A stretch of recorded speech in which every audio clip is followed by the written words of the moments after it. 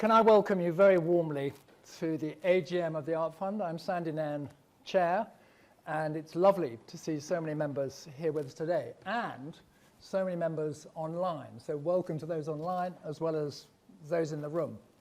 We're going to spend the first part of the meeting in the sort of business part, and in a minute I will ask Jeremy Palmer, our Treasurer, to give you a view of the finances and resources of the Art Fund over the last year.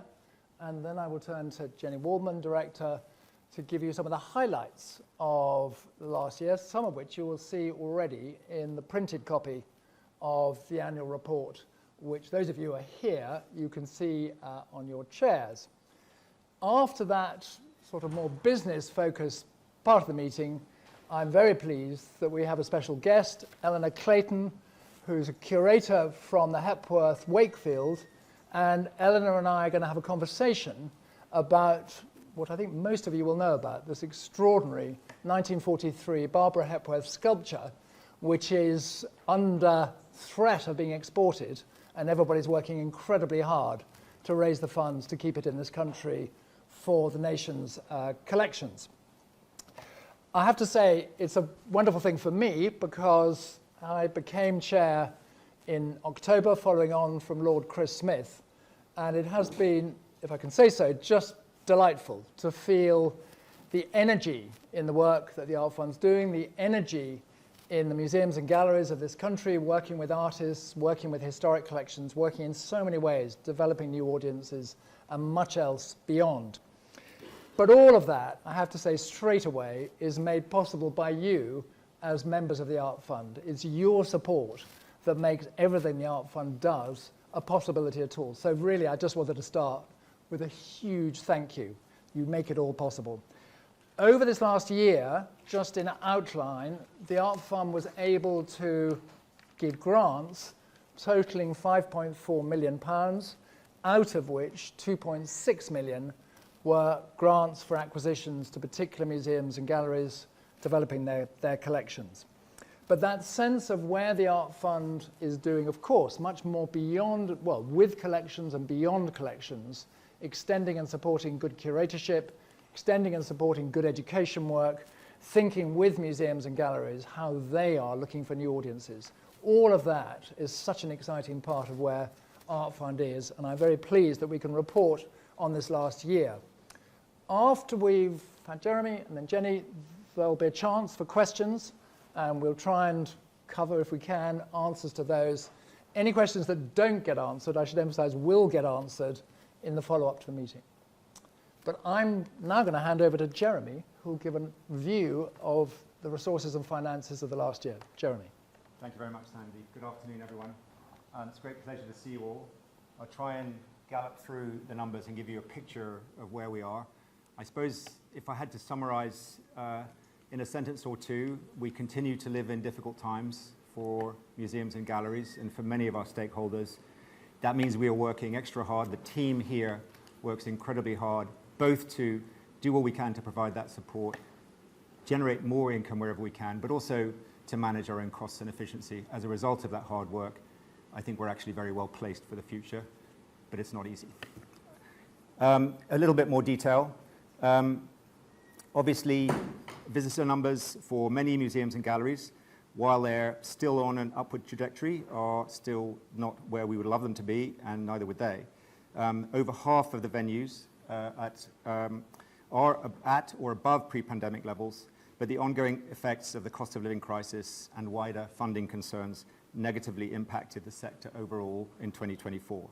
So the trend of uncertainty that started with the pandemic is still in place.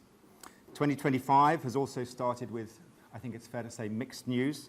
We welcome additional government funding, of course, for the sector, but at the same time, the increase in employers' national insurance contributions further challenges financing and staffing models of many museums and galleries, and of course, our own.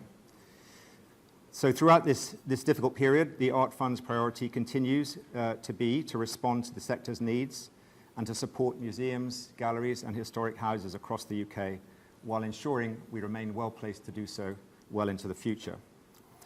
As a result, the board made the strategic decision in this year to operate at a financial deficit in 2024, that enabled us to maintain our support to the sector during this challenging time. And as some of you will remember, this is consistent with recent years. We're in year 4 of the 5-year plan, which we developed coming out of the pandemic to make sure we were responding during these difficult times as best we could. But seen in the round, the combined impact of higher legacy receipts and lower spend on acquisition grants and strong investment returns means that despite these difficult times, the charity has actually ended up ahead in financial terms of our budgeted plans, with a surplus in 2024 of £3.5 million. As ever, and Sandy said this, but it bears repeating, we are reminded again of how much we owe to the loyalty of our membership, the generosity of our supporters, and notably those who leave a legacy in their will, which makes a huge difference. And it is because of this support that the charity is in such a strong financial position and well placed to deliver a wide-ranging programme in 2025 and far beyond.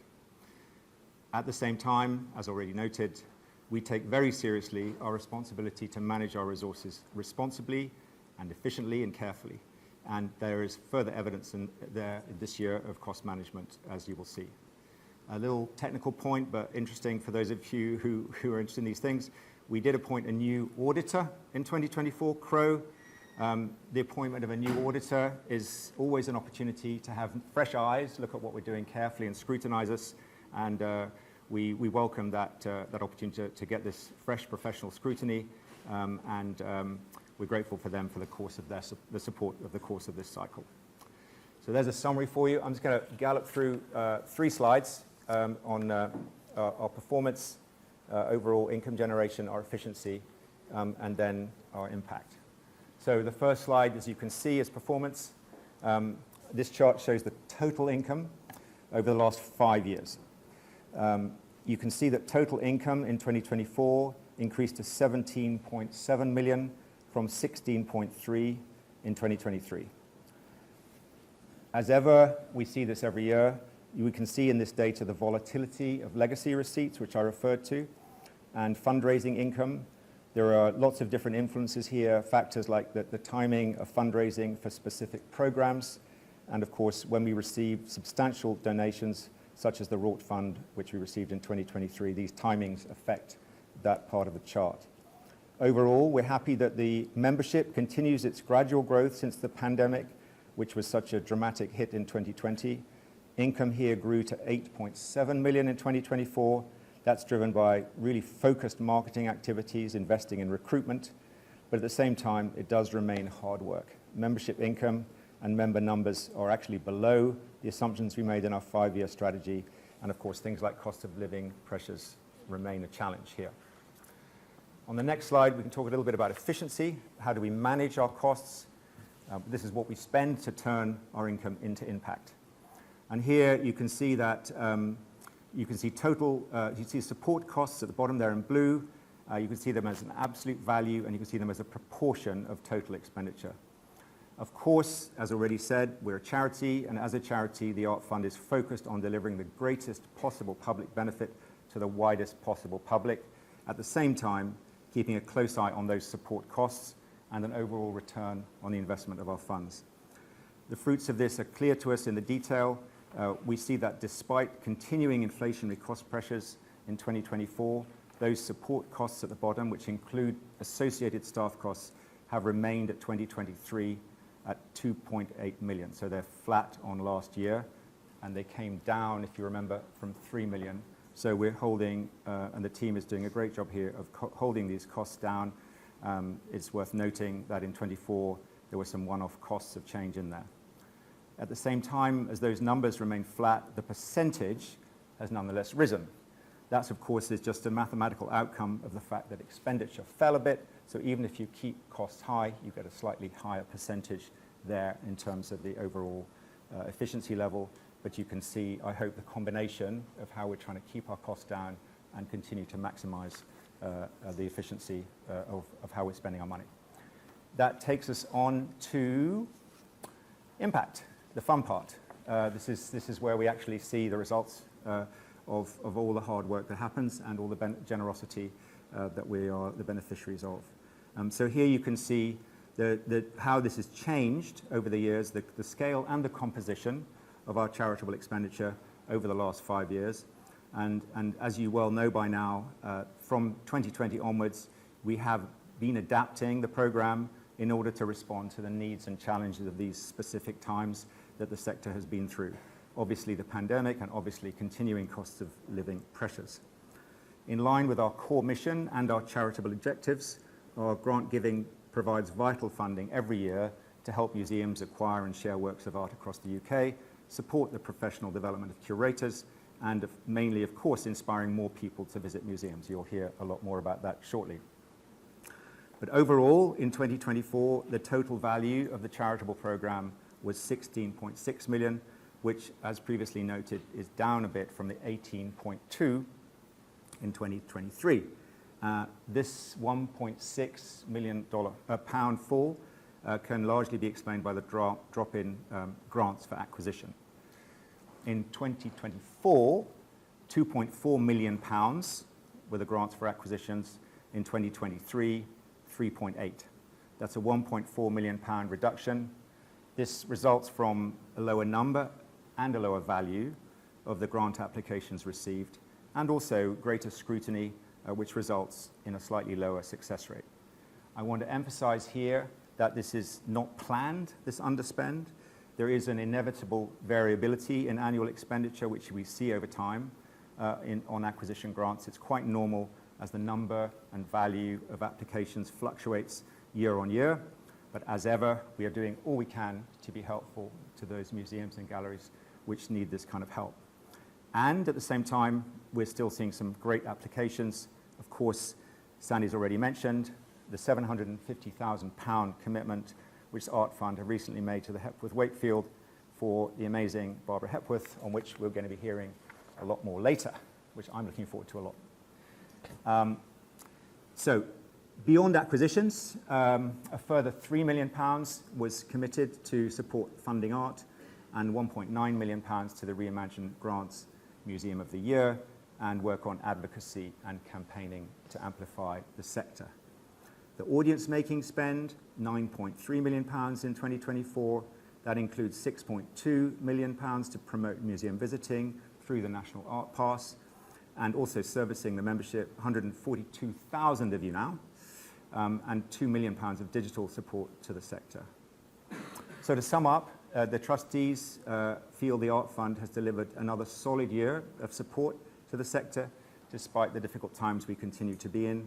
We're balancing carefully the judged and targeted charitable spending, at the same time focusing on costs and efficiency, and all the while thinking to the very long term, making sure that we continuously strengthen the charity's foundations to ensure our future as a long-term partner and provider to the many museums and galleries which enrich our national life. Thank you very much. Jeremy, thank you very much. And can I say on behalf of the trustees, thank you very much for stewarding our finances and resources so carefully in this difficult period. I just underline one point. Even as a new chair of Art Fund, I'm very aware that there's always an up and down about acquisitions as to what works are available for museums and galleries to consider when they come either into the market or they become available from collections and can get into the public domain. So there's always going to be, if you like, an up and down about that, and we're seeing that rather vividly in the comparison of these last 2 years. So Jeremy, thank you very much. And now I'm going to pass over to Jenny. Jenny, over to you. Thank you, Sandy, and thank you, Jeremy. I'm going to talk a bit about Art Fund's 3 central ambitions, as Sandy mentioned, to fund... Just check if we can hear at the back. Can you hear Jenny? Not quite, a bit more. Okay, I'm going to project more. Project a bit more, so make sure you hear. Excellent. Wave if you can't hear well enough. Let me know. Okay, I'm going to talk about Art Fund's 3 central ambitions: to fund art, to build audiences for museums and galleries, and to amplify the sector, which continued to guide all our work in 2024. And through that work, we've helped museums to enrich and develop their collections, to engage communities and increase access for museums to everyone, and at the same time growing our own membership, as Jeremy said, to 142,000 in the past year. So I'm really delighted that we are now in an excellent position to continue and take our ambitions further in 2025. I'm going to share a few highlights from our programme in the past year, and you can find those in our annual report, which is both in printed form and online on our website. And I'm going to start with funding art, because that remains at the heart of Art Fund support. And Jeremy and Sandy have mentioned that we have spent less in 2024 on acquisitions and commissions, but it is absolutely our priority to fund a wide range as well as number of works in different forms and drawing on diverse traditions, ranging from acquisitions of ancient treasure and old masters to contemporary work and commissions by living artists. And we are hugely grateful to all our members and to the individuals and funders who support this vital area of our work. So I'm going to just start with a few highlights from funding art, and I'll start with the deposition from the cross, which is in fact also on the cover of the annual report. And also worth emphasising that it's about this size and not that size. It is a small but exquisitely expressive sculpture. It's exceptionally rare. It's one of the few works that survived the Reformation, probably because of its size. It could be well hidden. And we were thrilled to help the V&A save the work from being sold overseas. And we are, again, hugely grateful to all those who donated to this campaign and to the Wolfson Foundation, who you'll see on the slides. This is one of several works that were helped with a contribution from Wolfson. The next is the Victorian artist Florence Claxton's painting, Women's Work, a Medley. I do suggest that you look very closely at this when you're next at Manchester Art Gallery, which acquired the work with Art Fund's support. It's a wonderful satire on the challenges women faced when trying to find fulfilling work. And the next is the Islay Glyn sundial for National Museums of Scotland. It's a marvellous example of scientific innovation and craftsmanship of the Scottish Enlightenment. It was commissioned around about 1715 by the Earl of Islay, and it was made by Richard Glyn, and it's now a highlight on permanent display in the Spirit of the Age Gallery at National Museums Scotland. And moving from 1715 and Enlightenment commissions to contemporary commissions, in 2024 we increased our support for commissions, including launching the Jerwood Art Fund commissions in partnership with the Jerwood Foundation to further enrich UK collections with contemporary art. The first two artists to be supported through this scheme are Sekai Makachi, photographed here, who will be creating a new tapestry work with master weavers from Dovecote Studios in Edinburgh, and that's for Aberdeen University. And in Liverpool, the artist Julian Knox will be working on a long-term project with Tate Liverpool and the International Slavery Museum. And I'll end on this particular part of my presentation with this extraordinary Fra Angelico. As you probably know, very few paintings by the great Renaissance painter are held in UK collections, and even fewer outside London. So it was a particularly thrilling opportunity for Art Fund to be able to support the Ashmolean Museum to acquire this outstanding work, which is now on public display in this country for the first time, and of course in perpetuity. So these are just a few of the acquisitions and commissions that we've helped into public collections with your support.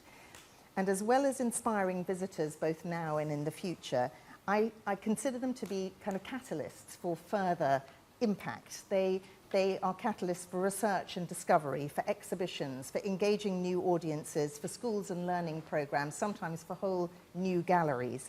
And so with your help and with our funding partners and individual supporters, we are ensuring that these work enter public collections and have a really long-term impact.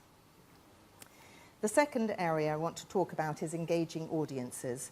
And we continue to help build audiences for the UK's museums and galleries, which, as Jeremy said, were really hard hit during the pandemic, and are just coming out of that. I think in our last survey of museum directors in 2024, half were at or above pre-COVID levels of visitors, and half were still below. So it's still work in progress, and we are doing all we can to support audience building, including deepening and developing our own community of members with our National Art Pass, Student Art Pass, and now Teacher Art Pass. So through our creative campaigns, we're encouraging museum visiting and reminding people of the benefit of seeing art and going to museums. And through our partnerships, we're helping museums develop their own audiences. One example I want to give of a long-term partnership, which you might have heard me mention before, is the Western Loan Programme, which we operate with the Garfield Western Foundation. It helps smaller museums borrow important works from major national collections, which boosts their own programmes and increases visitors to their collections. And a new partnership is helping us to continue our work bridging the gap between museums and schools and young people. So with the support of the Claude Duffield Foundation, we have created new Teacher Fellowship Programme, which brings secondary school teachers into museums on fully funded secondments to strengthen their learning programmes and increase engagement with local schools. The first 2 teachers are working with the Watts Gallery in Surrey and the National Museums Cardiff and St Fagans in Wales. And at the same time, our Teacher Art Pass encourages teachers to bring the inspiration of museums into the classroom. And our Kids Allowed hours with 20 museums nationally encourage parents to feel comfortable taking their kids into museums and galleries in the school holidays and being allowed to make a noise. Our third area of focus is to champion and amplify the work of museums by seeking partnerships that benefit the sector, by advocating on their behalf with national and local governments, and by commissioning and publishing research, including our 2024 YouGov survey, usefully published just before the election last year, where we could say with certainty that 89% of UK adults think that museums are important to UK culture, and 3/4 of people in the UK think having a local museum adds value to their area. We support museums and galleries to test and share new ways of working through our Reimagine grants. And in 2024, in response to the local authority funding crisis, we offered £1 million in Reimagine grants to more than 20 local authority reliant museums and galleries, including the Dylan Thomas Boathouse in Wales and the Fermanagh County Museum in Northern Ireland. And thanks to all our supporters and members who contributed to our Making Connections campaign last year, which really helped this programme be possible. And we also, of course, showcase the impact and achievement of museums and galleries with the wider public through Art Fund Museum of the Year. And you'll remember this wonderful photo of 2024 winners Young V&A, who won the coveted prize.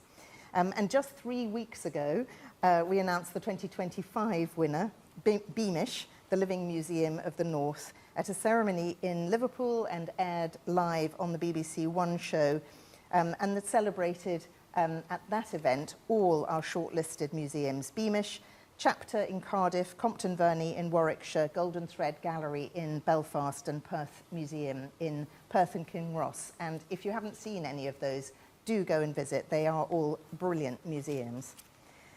You'll find more details of the impact of our work in the annual report. As I said, it's online on our website. And I'd like to end again by just thanking all our members, our funders, our supporters, as well as my brilliant colleagues at Art Fund and our dedicated board of trustees. I think together we can continue to help museums develop and share their collections, engage new audiences, and inspire future generations. Thank you.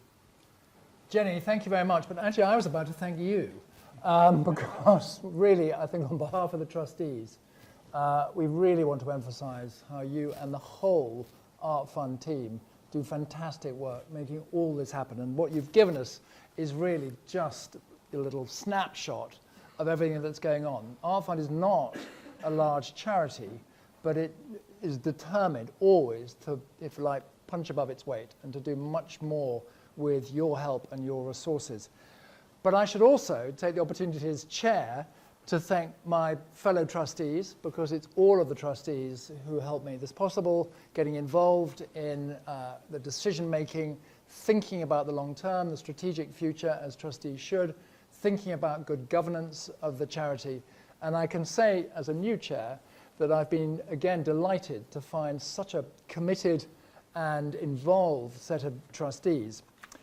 There are two particular thanks I wanted to make. One is to Axel Ruger. Axel finished his period, or rather, he needed to finish his period as a trustee because he was moving to New York. He was running the Royal Academy. He's now in New York with a wonderful job there. But we were very sorry to see him finish, but very grateful for Axel's contribution. But in addition, there's an even more important thank you, which is Jeremy. Because Jeremy, although he continues as a trustee till the end of the year, when we get to the end of this annual general meeting, Jeremy will finish his time as treasurer. And Jeremy has put in, others will testify alongside me, a huge amount of time, effort, dedication, thought to thinking about, as we've said, the good stewardship of the Art Fund's resources, thinking really well with the senior team about how to make sure that the monitoring and understanding of those resources can link to strategic purpose, to objectives on an annual basis. And what I wanted to let you know is that although we're losing Jeremy as treasurer, we keep him as a trustee to the end of the year. But the trustees have appointed one of our other trustees, Sir Nigel Carrington, former Vice Chancellor of the University of the Arts, as I say, presently a trustee, so from the end of this meeting, Nigel will be our new treasurer, and Nigel will be sitting in this seat next year. But Jeremy, thank you very much. We're really grateful for everything you've done. So now we've got a chance for a few questions and answers. I'm going to start, which gives you a chance to think of the question that you want to ask. We've got a microphone in a minute, but we asked for any questions ahead. So the first question I was going to start with has come from an Art Fund member, Deborah Fairman. So Deborah online, Deborah asks, and I'm going to read out Deborah's questions. So Deborah says, could more be done to ensure that museums offer a meaningful reduction on their paid exhibitions when they receive Art Fund funding? Examples include the Dulwich Picture Gallery and the Royal Academy. Many Art Pass holders with a limited budget are likely to attend many more shows with a discount and thus provide custom to the other services in the museums, such as the shop and the cafe. We know that Art Fund members are very, very good spenders. Sorry, that's me, not her. It seems short-sighted to limit the discount in this way and to undermines the value of the Art Pass as a product. Deborah, wherever you are online, excellent question. So I'm going to turn to Jenny for an answer to that question. Deborah, it is an excellent question, and it takes up some good proportion of our time thinking about how we deal with this. We have over 1,000 now museums and galleries in our National Art Pass network, and we always try to negotiate the best benefits for our members, of course. But in some cases, we're asked to negotiate or renegotiate those benefits if the museums change their admission policies or if they're in especially difficult financial circumstances. And so we try to balance getting the best possible benefit for our members, and we absolutely agree with you about the spend of our members in the shop and the cafe and recommending to their friends and in every way. And also the benefits that we give to the museums, not just through our grants program or acquisitions and commissions, but also through our marketing and through our encouragement for our members themselves, but also for the wider public to go and visit these museums. So we always try, and sometimes we don't succeed quite as well as we would like for you, but we keep trying.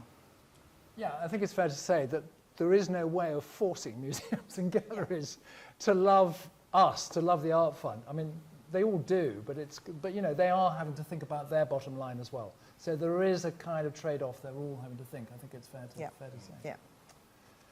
So, has anybody got a question here? Are there any questions that anybody's got in mind? Anything that's been puzzling you about the Art Fund that we can try and elucidate? Yes, just Sarah. Sarah's got the microphone.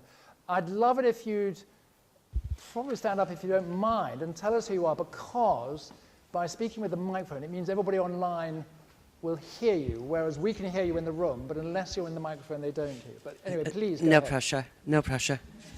I've been an Art Fund member for a number of years now, and while I do value the acquisition spends and some of the fantastic acquisitions that have been made on behalf of Art Fund, going forward, will there be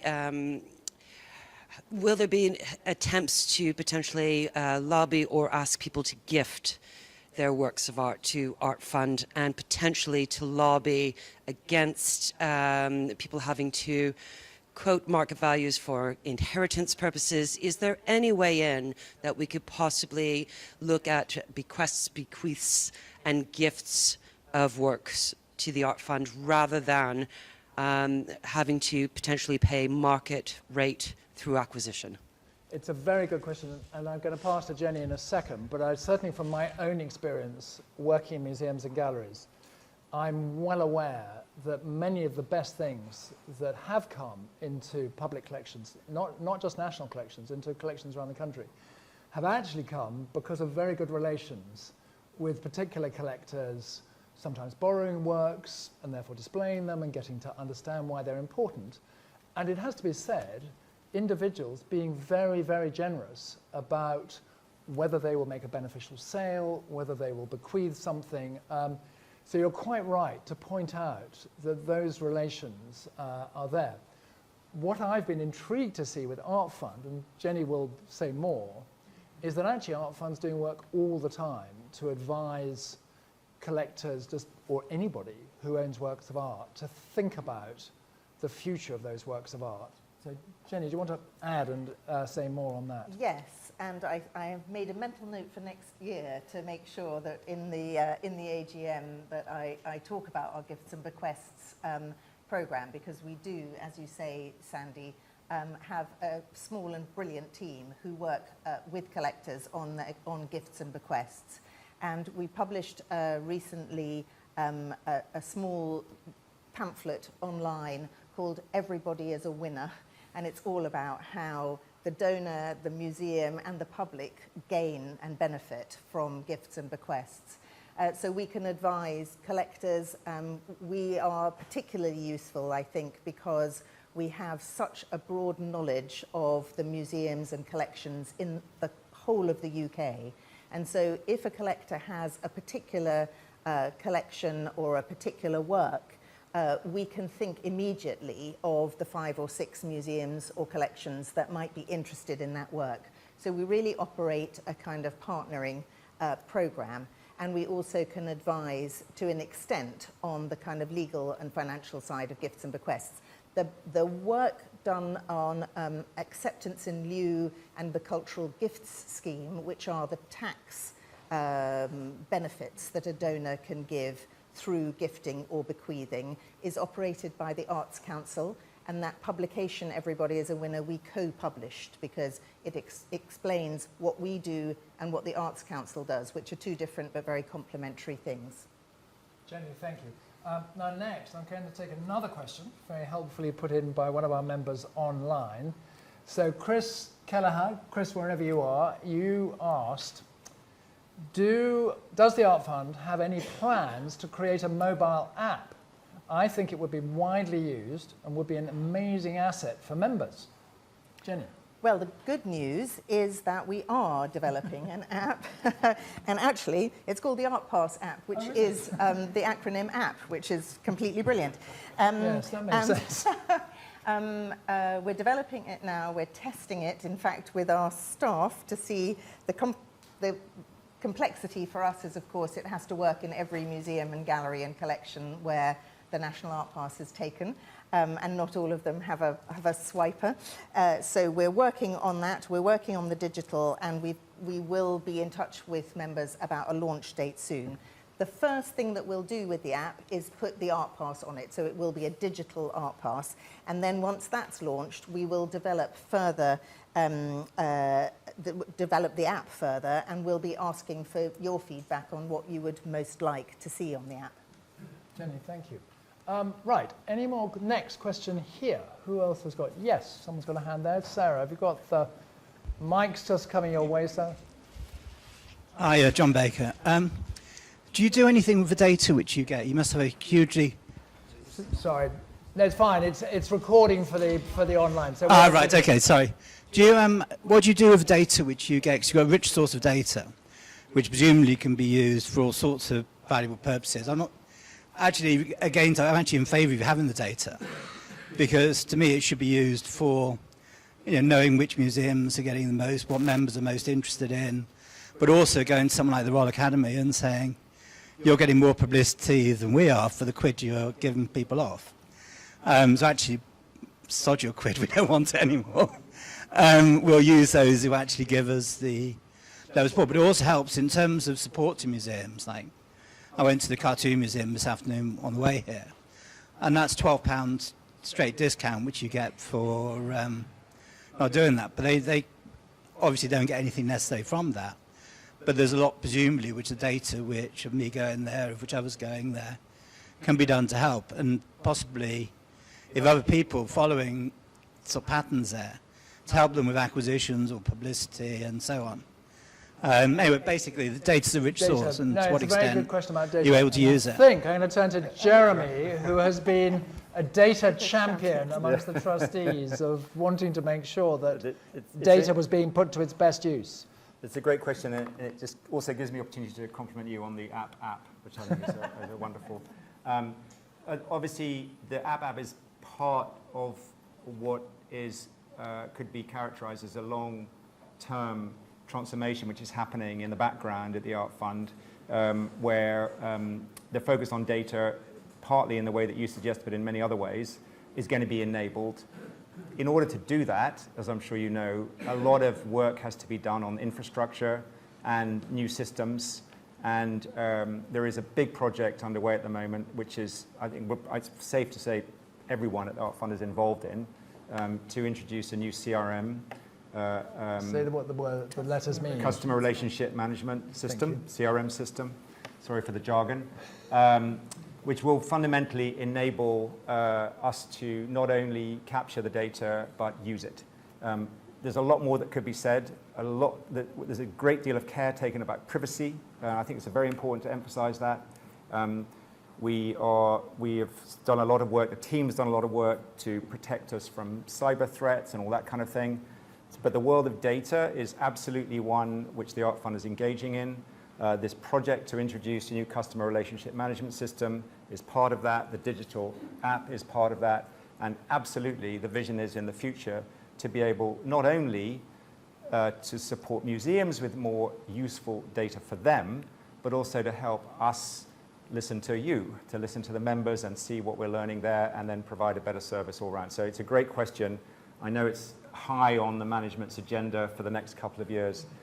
The words transformation and digital are overused, but that is actually happening in the Art Fund, and I think it's to manage everyone's expectations, it's going to take a bit more time. But a lot of work's going in, and I think a year, or probably actually a year after next, you'll really start to see some big changes coming there. Yeah. Yeah. Thank you. And Jeremy, thank you very much. I've got one more question here, I think, which came in online, I think, Sarah? Yeah, we've just had a question in live online from a member online. So they have asked, were Art Fund involved in the fundraising campaign by Bristol Museums to acquire a Turner? And if we were, is there any information or any learning from that experience? Just to fill everybody in, I don't know how many people followed this rather extraordinary story of actually the very first painting that Turner exhibited at the Royal Academy, 1792, I think, when he was still 17. I mean, we have to remember, Turner was the most brilliant kid. I mean, you know, the son of a barber, brought up just down the road, goes into the Royal Academy schools incredibly young, is learning painting pretty early on. Anyway, this painting had previously been, some of you may have read this story, had previously been miscatalogued as a watercolour. But it wasn't a watercolour, it was a full painting.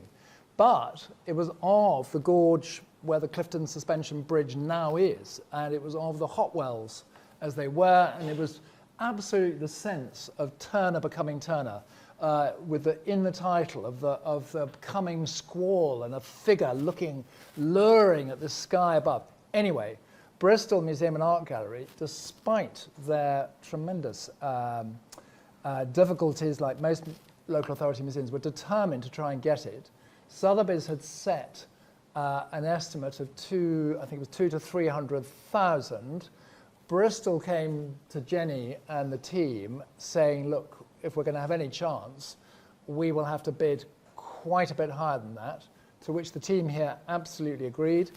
Came to us as trustees, we had a very good consideration of it and thought very hard about how far we could go in giving them a pledge ahead of an auction.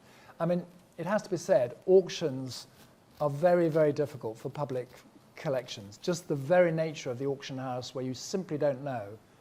Anyway, I'm sorry to say, Bristol didn't get it, and it went for, I think it's 8 times, it went for 8 times the estimate that Sotheby's had given. I think what we know between the lines is that it's with a UK collector, it's going to stay in the country, and I think Bristol are hoping that they might be able to borrow it and therefore get it on public display at some point. So Sarah, to the questioner, I'm through you going to that person to say, yes, we absolutely did, and we were in quick order because the auction was coming up. And we do really work hard to make sure, under Jenny's guidance as director, that we as trustees can be very quick to respond when we should, to see if something can be done. We didn't get it on that occasion, or Bristol didn't get it, but it would have been good. Anyway, who knows, it may come back at some point. Now, I'm going to move us on because I know we've got Eleanor here, and I'm keen to get her into conversation. So if there are any other questions which you wanted to ask, and I'm saying this to those online as well as those in the room, do please let us know, and Jenny and their colleagues will make sure that they get answered those questions. So we'll make sure that there are answers to everything. And we're just going to take a minute to reset here, and then I'm going to invite Eleanor, well, I'm inviting her already to come and join me in conversation. Thank you.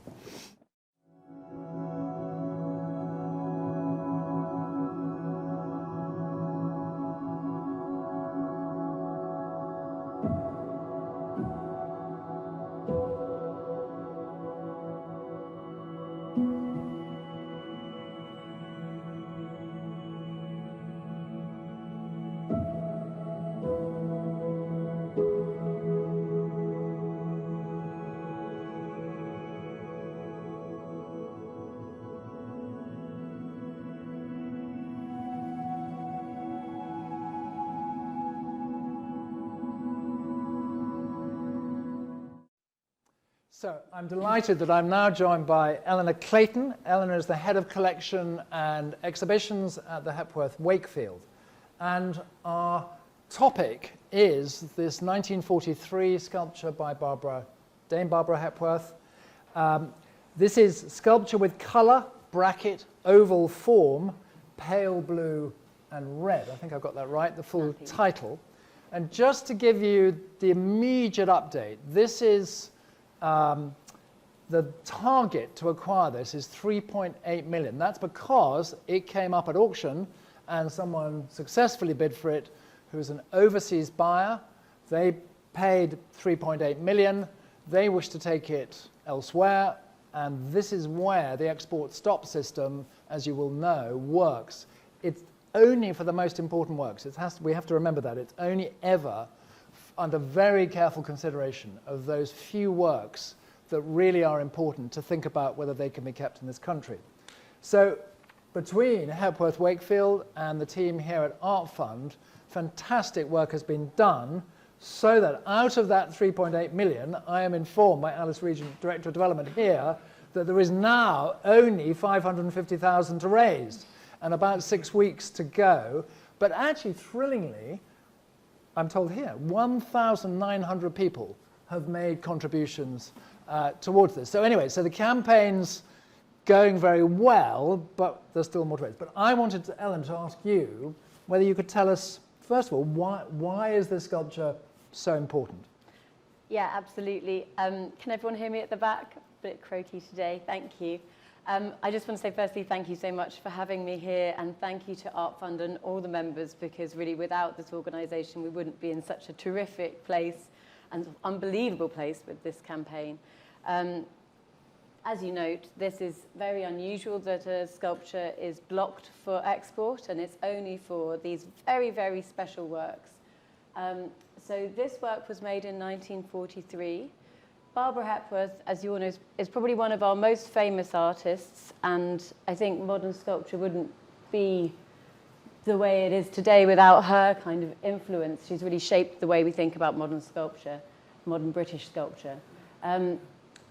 She was a pioneer of carving abstract sculpture in the 30s, and then living in London at the time. So having born in Yorkshire, she moved to London and kind of started to establish a career of making modern abstract carving into wood and stone.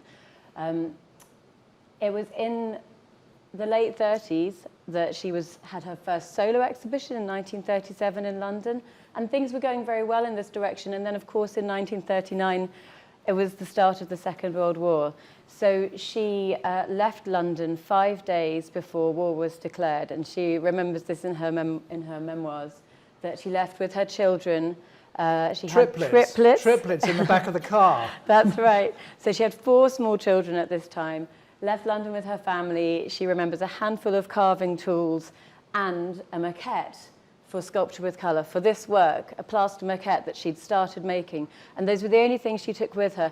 And they'd been invited by friends to leave London because everyone expected London to be bombed. And indeed it was. And her studio in Hampstead was bombed and many works were destroyed.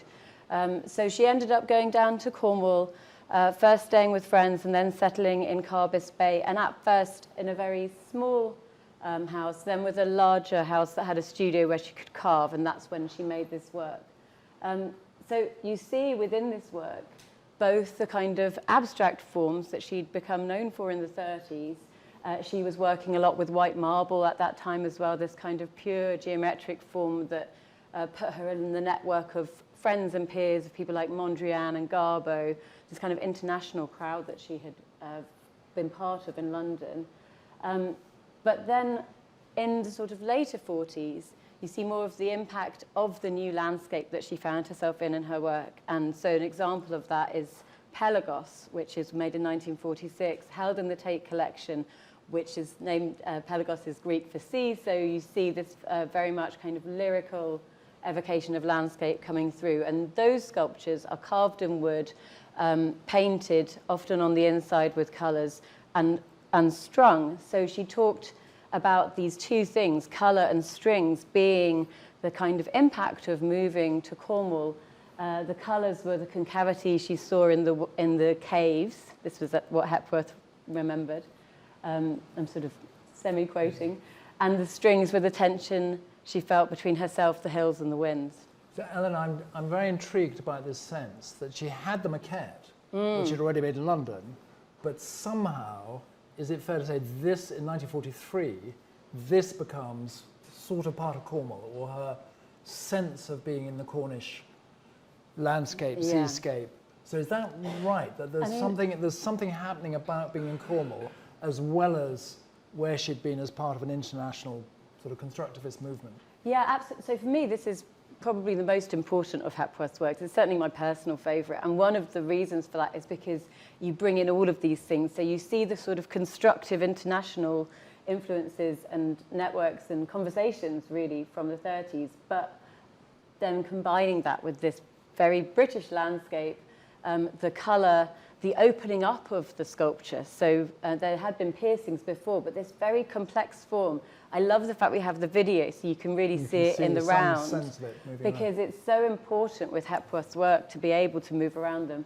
And also the strings, this kind of connection to landscape and the colours of them. So it's very unusual. It's the only sculpture with 2 different coloured strings.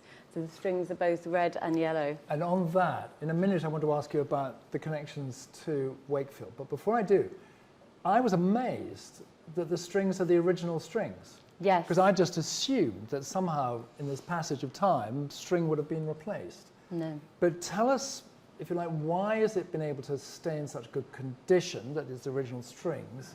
And maybe you might link that with who else owned it, because I think that is the link. Yes. Or part of the link.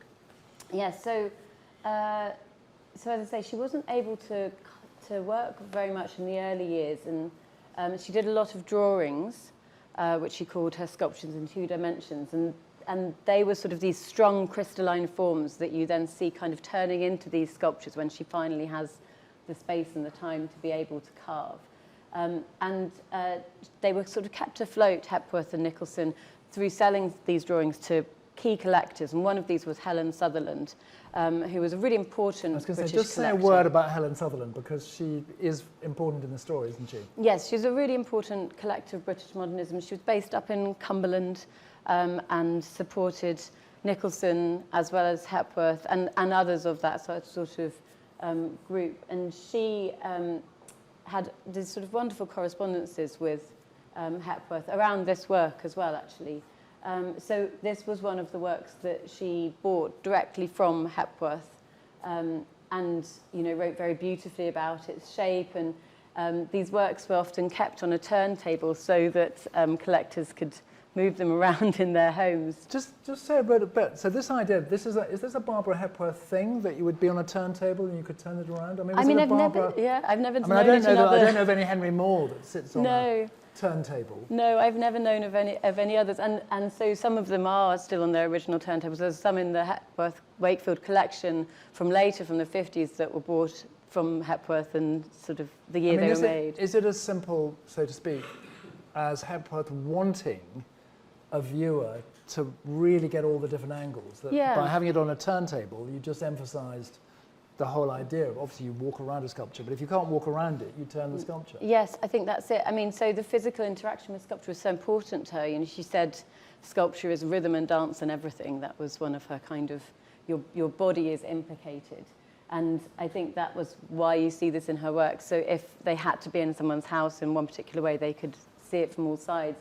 And it's one of the reasons as well why it's so important that we are able to keep the work in this country, because although, of course, this does quite a good job of showing you the experience of it, really the sort of physical experience was so important to Hepworth's work. And Helen Sutherland kept it for a long time? I mean, is this the point about it being in good condition, that she had it for a long time? She did. She had it for a very long time, and it's only been in a few private collections since, and it's rarely been seen in the public.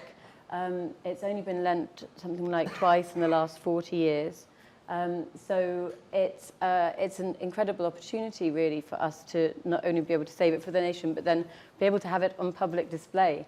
And I think, as I was sort of saying before, it's such an important piece in providing this hinge between this very early important period of her work and then the strings and the evocation of landscape, which she would become so well known for later. And it's all kind of in this work. Eleanor, tell us just a little bit about why is it so important for Hepworth Wakefield? I mean, someone might think, well, hang on, you're the Hepworth Museum, you've got lots of Hepworth, do you need another one? Being unfair. No, we do. I mean, we do have a lot of Hepworth. If you like Hepworth, visit Yorkshire. But we actually don't have any sculptures from the 1940s. So no finished sculptures. Then we have a very small maquette in the sort of Hepworth studio section of the museum. But so this would be the only sculpture from the 1940s that we would have in the collection. And it's a huge gap, actually, for us, because it doesn't allow us to tell the full story of Hepworth. Something that I've been really interested in my research is looking at the sort of conditions in which she made these works in the 40s as a working mother. And it's something that I think Hepworth had previously been sort of described as a bit of a reluctant mother. But actually, when you read her letters at the time and see her struggle to both look after her 4 small children and also find time to work. And she does it in this incredible way. This year that this was made, she writes to a critic about how she says it's a miracle to be able to do it, but she carves out 30 minutes for studio carving, and then she'll go and do cooking for 50 minutes, and then back to the studio, and then 40. And she really breaks up the day in this way, but she says you're either professional or you're not, and you have to keep working every day. And I just think it's incredibly inspirational as a kind of personal story, also as a sort of working mother from the 1940s, and under the threat of war. It's really an object of inspiration to me. And I think, if I've got this right, there is a particular connection to Wakefield because you've got, is it a diagram? Do you want to tell us you've got something of it already? Yes, so through the Art Fund, when the Hepworth Wakefield was established, we received the Hepworth family gift from the Hepworth family, and that included plaster prototypes and maquettes for sculptures, as well as Hepworth's tools and some of her working models. And that includes the stringing map for this work. So you might look at something like this. So just hang on. It's very complicated. Tell us, what is a stringing map? I mean, it sounds wonderful, but Eleanor, just explain a bit more. What is a stringing map? Well, there are these templates that basically show, when you look at the strung sculptures, sometimes they're sort of technically rather mysterious, because you sort of think, how is it that she's actually made this happen, that she's sort of formed this, the way that the strings work. And so, because they're one continuous piece of string, or in this case, two continuous pieces of string. So that is what is kind of made with the stringing maps. In many cases, sorry, they're continuous pieces of string. So this shows kind of where the strings go to, which colour strings go where. So it gives a bit of an insight, I suppose, into the great thought that goes into, and I guess the intentionality behind making these things. So if we were able to acquire it, we could also present that alongside, so you get both a sense of the social history of the object, but also the practical making side of things with her tools and this stringing map. I mean, I certainly thought when I was looking at it, when it was in the auction room where it's been, that the kind of sense of disguise is kind of brilliant, that she disguises where the strings go. The strings are very prominent, but then she's very clever about how they sort of disappear into the wood, and you can't quite see how it happens. And then this surface of plaster and paint, that you sort of, it's wood and it's not wood. I mean, it just seemed to me that it's very cleverly done. And the light as well, the shadows on it, I think, are really important, which are created by the strings. So we sort of, I think these strings have also become an object of inspiration to many other artists as well, contemporary artists working today, like Veronica Ryan, for example. How much do you think the linkage with Naum Garbo, the great Russian constructivist sculptor who was in this country at that time, so how much is any of this a conversation with Naum Garbo, or just between the two of them thinking about stringing works? I mean, I think there was a huge conversation about it. There are photographs of Garbo's work, that Hepworth took in Cornwall. They were friends in London. They worked together on Circle, this incredible publication that was made in '37 about constructive art. And then they both moved down to Cornwall. So they were regularly sort of socializing at the time. They did have a falling out in 1943 because... Do we know why? I've forgotten that they fell out. I don't know. Well, I'm very... partisan, I suppose, but I think Garbo thought Hepworth had stolen the egg form from him, and she said, "Well, I think eggs are there for everyone. Eggs are there for everybody." Yeah, Garbo didn't have some. Yeah, there's no copyright on the oval form.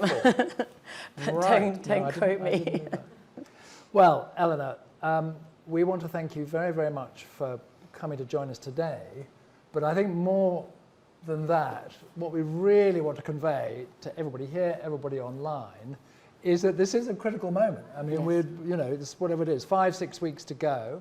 And I think really the plea is that if you know anybody who hasn't yet thought about this, who might be interested to donate, please. Hepworth Wakefield will be enormously grateful. We at the Art Fund will be too. I should just share that when this came up to trustees, one of our trustees is the great sculptor Richard Deacon. And Richard, in the trustees meeting, said, aha, I have known this for a long time. And we all sort of looked at Richard. And he said, well, I first saw it in the 1960s Tate exhibition. Yes, yes. So he saw it in an exhibition at the Tate in the 60s, one of the few occasions. And he was a teenager. Wow. So Richard Deacon, as a teenager, saw this and he remembered it and felt that this had been something wonderful in his life that he could think back to, which was a very, very nice moment. Anyway, it's a kind of final moment for all of us to think, if we can think of more and other people who haven't yet donated, who would like to support. But Eleanor, thank you very much. And if I can ask our thanks to... Thank you for having me. Very much. That takes us to the end of our annual general meeting. Thank you again very, very much for being with us online. Thank you very much for being with us in the room. if you have any further questions, I'm around for a little bit, so is Jenny. If there's any questions, do stay and come and ask us on the spot. Anyway, thank you very much for being with us, and we look forward to an even more successful 2025 and 2026. Thank you very much. Thank you. Thank you.